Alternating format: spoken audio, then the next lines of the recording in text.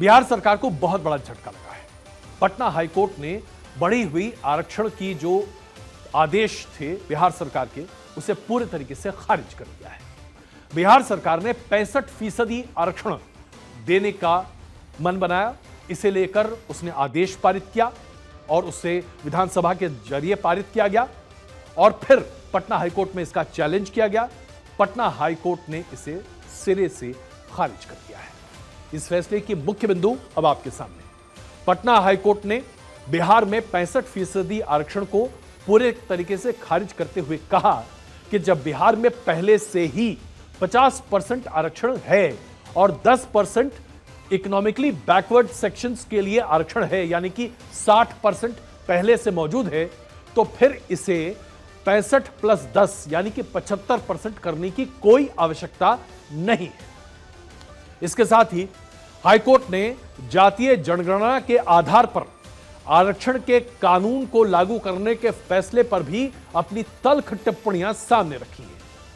High court ने कहा है कि आंकड़ों का कोई साइंटिफिक एनालिसिस नहीं किया गया है बिहार सरकार के द्वारा, जो कास्ट सेंसस के जरिए सामने रखे गए थे। सरकार ने राज्य की पूरी आबादी का एक व्यापक सर्वे किया, डेटा इकट्ठा किया, लेकिन इस डेटा के आधार पर जो सरकार की कार्रवाई है वो बिल्कुल गलत है। वो इसलिए कि सरकार ने शिक्षण संस्थानों, रोजगार देने वाले तमाम सरकारी डिपार्टमेंट्स में जो प्रोपोर्शनल रिप्रेजेंटेशन है उसमें कमी को लेकर कोई समिति का गठन नहीं किया। इसकी कोई स्टडी नहीं है और ना ही इसके बारे में कोई डेटा है। जाहिर सी बात है, हाईकोर्ट ने कहा कि इसके अभाव में सरकारी फैसला बिना किसी आधार या बिना किसी विश्लेषण के है। ऐसे में सरकार के आदेश को निरस्त किया जाए। इसके साथ साथ हाईकोर्ट ने कुछ और महत्वपूर्ण बातें कही हैं। हाईकोर्ट ने कहा है कि सीमा जो थी, सुरक्षा जो थी 50% रिजर्वेशन, उसमें जो क्रीमी लेयर है उसको बाहर रखने की बात सुप्रीम कोर्ट के आदेश से पहले से है।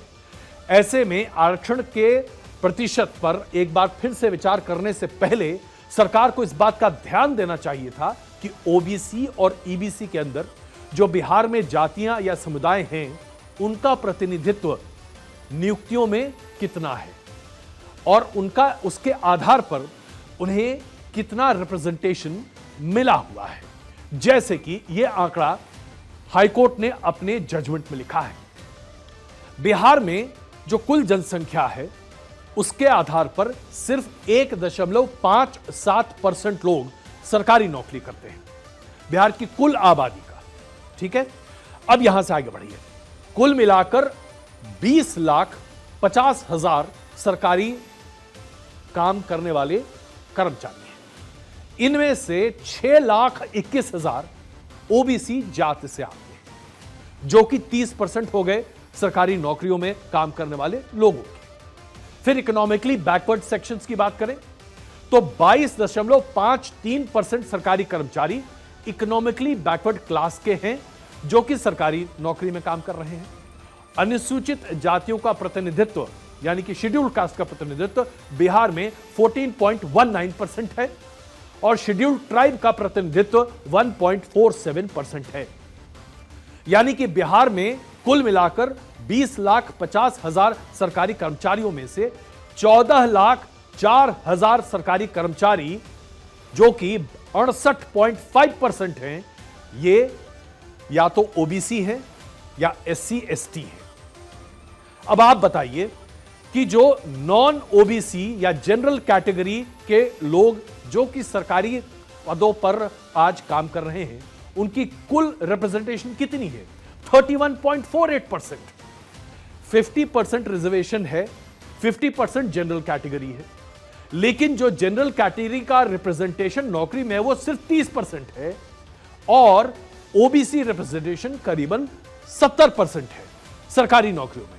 ऐसे में क्या आरक्षण को बढ़ाने का कहीं कोई जरिया बनता भी है?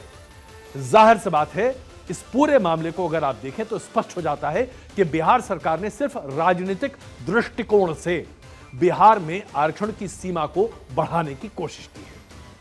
कोई भी साइंटिफिक टेम्पर इसमें इस्तेमाल नहीं किया गया है। जातीय जनगणना को जो आधार बनाया गया, वो आधार भी अपने आप में उपयुक्त नहीं पाया गया हाई कोर्ट के जरिए।